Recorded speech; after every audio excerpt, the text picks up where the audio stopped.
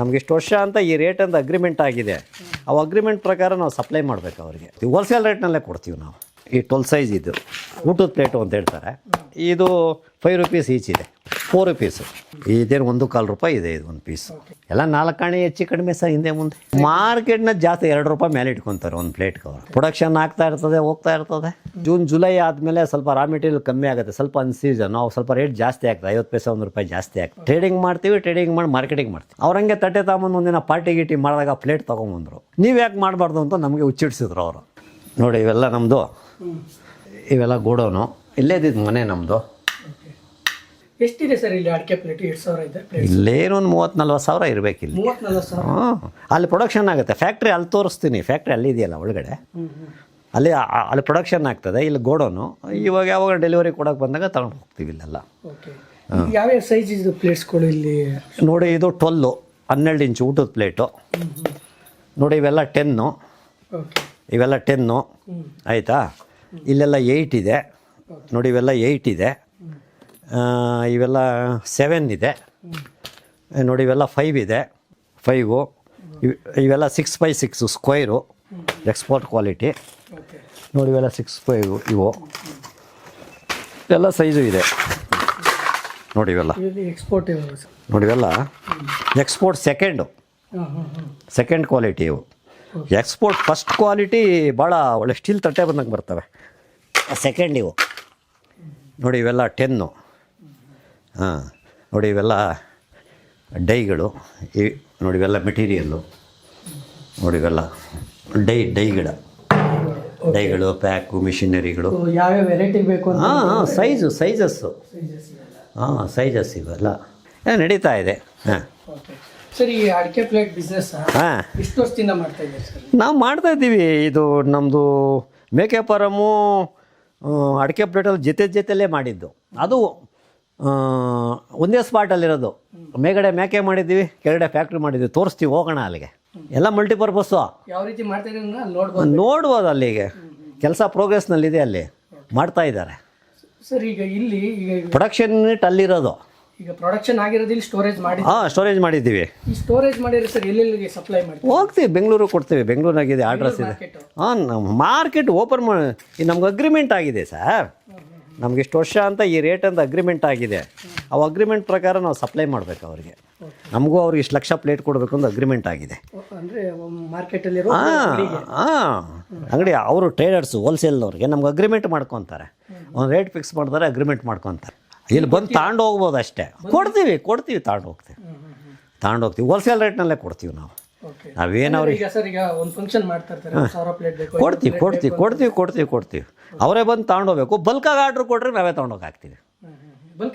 ಬಲ್ಗ 1,000 ಮೇಲೆ, 1,000 ಒಳಗಡೆ ಬಂದರೆ ಅವರೇ ತಗೊಂಡೋಗ್ಬೇಕು. ಈಗ 12 ಇದೆ. ಇದು 12 ಸೈಜ್ ಇದು. ಈ 12 ಸೈಜ್ ಇದು ಊಟದ ಪ್ಲೇಟು ಅಂತ ಹೇಳ್ತಾರೆ. ಇದು 5 ರೂಪೀಸ್ ಈಚ್ ಇದೆ, ಸಿಂಗಲ್ ಪೀಸು. ಇದು 10 ಸೈಜ್ ಇದು 4 ರೂಪೀಸು. ಇದು 6 ಸೈಜ್ ಇದು. ಇದಕ್ಕೆ 6 ಸೈಜ್ ಅಂತಾರೆ. ಇದಕ್ಕೆ 6 ಇದು ಬೋಲು. ಇದೇನು 1.25 ರೂಪಾಯಿ ಇದೆ ಇದು ಒಂದು ಪೀಸ್. ಆಮೇಲೆ 8 ಇದೆ. 8 1.25 ರೂಪಾಯಿ ಇದೆ.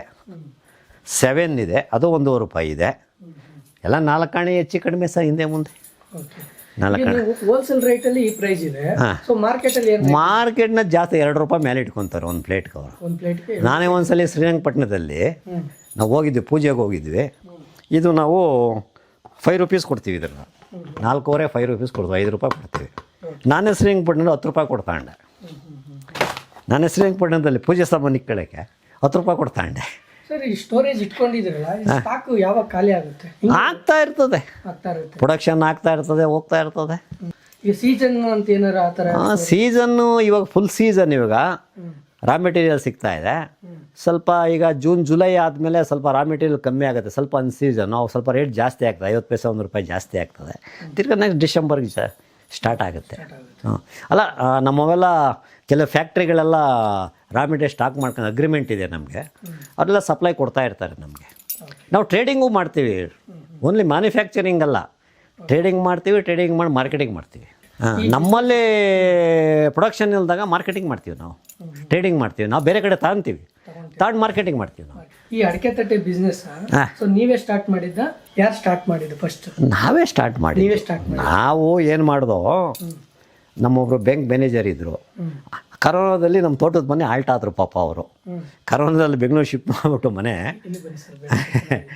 ಅವ್ರೇನು ಮಾಡಿದ್ರು ಪಾಪ, ಫ್ಯಾಮಿಲಿ ಎಲ್ಲ ಊರಿಗೆ ಕಳಿಸ್ಬಿಟ್ರು. 1.5 ವರ್ಷ ನಮ್ಮ ತೋಟದ ಮನೇಲಿ ಇದ್ದರು ಪಾಪ ಅವರು, ಬ್ಯಾಂಕ್ ಮ್ಯಾನೇಜರು. ವೀಕ್ಲಿ ಒನ್ಸ್ ಹೋಗೋರು. ಇಲ್ಲೆಲ್ಲ ವ್ಯವಸ್ಥೆ ಇತ್ತಲ್ವಾ, ನಾವು ಏನು ಬಾಡಿ ಏನು ಎಕ್ಸ್ಪೆಕ್ಟ್ ಮಾಡಲಿ, ಸರ್ ಇರ್ತೀವೇನು ಇರೋಗ್ರಿ ಇದ್ರು. ಮ್ಯಾನೇಜರು, ಅಸಿಸ್ಟೆಂಟ್ ಮ್ಯಾನೇಜರ್ ಎಲ್ಲ ಇದ್ದರು. ಅವ್ರು ಯಾರೋ ಅವ್ರ ಬ್ಯಾಂಕಿಂದ ಲೋನ್ ಕೊಟ್ಟಿದ್ರು ಯಾರೋ ಅಲ್ಲಿ ವಡಕೆಪಟ್ಟೆ ಪ್ಲೇಟ್ ಮಾಡೋ ಯೂನಿಟ್ಗೆ. ಅವರು ಸ್ನೇಹಿತರಾದರು. ಅವ್ರಂಗೆ ತಟ್ಟೆ ತಗೊಂಬಂದು ಒಂದಿನ ಪಾರ್ಟಿ ಗೀಟಿ ಮಾಡಿದಾಗ ಪ್ಲೇಟ್ ತೊಗೊಂಬಂದರು. ನೀವು ಯಾಕೆ ಮಾಡಬಾರ್ದು ಅಂತ ನಮಗೆ ಹುಚ್ಚಿಡ್ಸಿದ್ರು ಅವರು ಮುಖಾಂತರ. ಹಿಂಗೆ 1.5 ವರ್ಷ ಇದ್ರಲ್ಲಿ ಮ್ಯಾನೇಜರ್, ಅಸಿಸ್ಟೆಂಟ್ ಮ್ಯಾನೇಜರ್ ಎಲ್ಲ ನಮ್ಮ ಇದು ಮನೆಯಲ್ಲಿ. ಆಮೇಲೆ ಅವರೇ ಮಾಡಿ ಲೋನ್ ಕೊಟ್ಟರು PMAGBನಲ್ಲಿ. ನಮ್ಮ ಮಗನ ಹೆಸರು 20 ಲ್ಯಾಕ್ಸ್ ಕೊಟ್ಟರು, ಅವರೇ ಮಾಡಿಕೊಟ್ರು. ಮಾಡಿ ಆಗಲೇ 3 ಇಯರ್ಸ್ ಆಯಿತು. ಸಬ್ಸಿಡಿನೂ ಬಂದ್ಬಿಡ್ತು ನಮ್ಗೆ, 7 ಲಕ್ಷದ ಸಬ್ಸಿಡಿನೂ ಬಂದುಬಿಟ್ಟಿದೆ. ಈಗ ಇನ್ನೇನು ಬ್ಯಾಕ್ ಎಂಡ್ ಅಂತ ಮಾಡಿದ್ದಾರೆ, ಎಲ್ಲ EMI ಎಲ್ಲ ಮಾಡಿ ಕೊಟ್ಟರು. ಹಂಗೆ ಮಾಡ್ತಾಯಿದ್ದೀವಿ ಸರ್. ಅವರು ಮಾಡಿಕೊಡೋದು ದೊಡ್ಡದಲ್ಲ ಫೈನಾನ್ಸ್ ಕೊಡೋದು, ಬಟ್ ನಡೆಸೋದಲ್ಲ. ಈ ಲೇಬರ್ ಪ್ರಾಬ್ಲಮ್ ಇದೆಯಲ್ಲ, ಜನವರಿಯಿಂದ 4 ಬ್ಯಾಚ್ ಚೇಂಜ್ ಆಗಿದೆ ಲೇಬರ್ಸ್. ಈಗ ನಮಗೆ ಲೇಬರ್ ಕಷ್ಟ ಇದೆ. ನಾವು ಇಷ್ಟೆಲ್ಲ ಸವಲತ್ತು ಕೊಟ್ಟು, ಅನುಕೂಲ ಕೊಟ್ಟು, ತಣ್ಣೀರು, ಬಿಸಿನೀರು, ಗ್ಯಾಸು, ಸ್ಟೌವು, ಇರೋ ಮನೆಯೇ ಬಿಟ್ಕೊಟ್ಟಿದ್ದೀವಿ ಲೇಬರ್ಸ್ಗಳಿಗೆ. ಯಾವ ಸ್ಟೇಟ್ ಅವರು ಸರ್ ಲೇಬರ್? ಈಗ ನೇಪಾಳದಲ್ಲಿದ್ದಾರೆ. ನೇಪಾಳದವ್ರು, ಜಾರ್ಖಂಡ್ ಅವ್ರು ಇದ್ದಾರೆ ನಮಗೆ ಪರ್ಮನೆಂಟು. ಬರಬೇಕು ಊರಿಗೆ ಹೋಗಿದ್ದಾರೆ, ಬರಬೇಕು ಊರಿಗೆ ಹೋಗಿದ್ದಾರೆ. ಲೇಬರ್ಸ್ಗೆ ಸಪ್ರೇಟ್ ಇದೆ ಆ ಕಡೆ, ಲೇಬರ್ಸ್ಗೆ ಸಪ್ರೇಟ್ ಇದೆ, ಲೇಬರ್ಸ್ಗೆ ಸಪ್ರೇಟ್ ಇದೆ.